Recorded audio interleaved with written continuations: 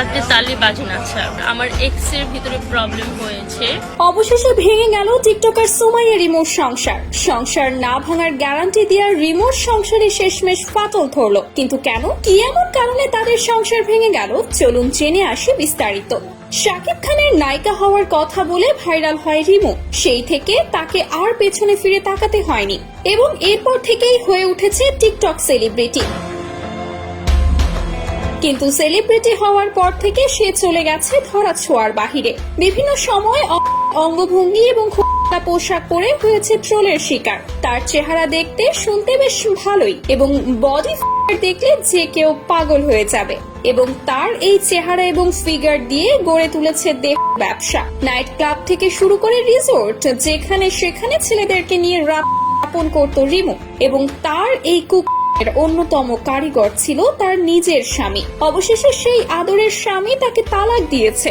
Social মিডিয়ায় ঢুকলেই দেখা যায় স্বামীকে নিয়ে প্রকাশ্য ঢলাঢলি করছে রিমো। লজ্জা শরমের মাথা খেয়ে দিব্যি দিনের পর দিন ছড়াচ্ছে এই টিকটকার। কিন্তু হঠাৎ করেই তার সংসারে নেমে এসেছে দমকা হাওয়া। গোপন সূত্রের ভিত্তিতে জানা গেছে তার স্বামী নাকি প্রেমে লিপ্ত হয়েছে এবং সুমাইয়া রিমু যখন ভিডিও শুটিং করতে যায় ঠিক তখনই তার স্বামী নাকি ভিডিও কলে মেয়েদের সাথে কথা বলতো।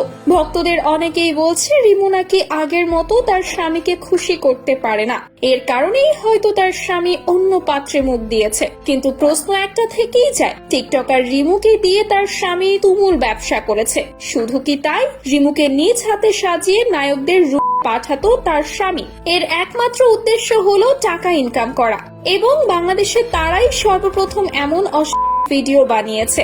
সমাজের কোনো তোয়াক্কা না করে দিনের পর দিন ছড়াচ্ছে তারা। অথচ সেই রিমুকে আজ ছেড়ে দিয়েছে তার স্বামী।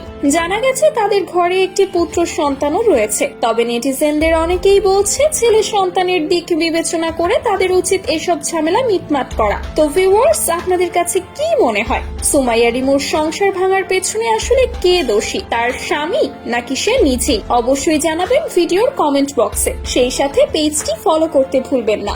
ধন্যবাদ।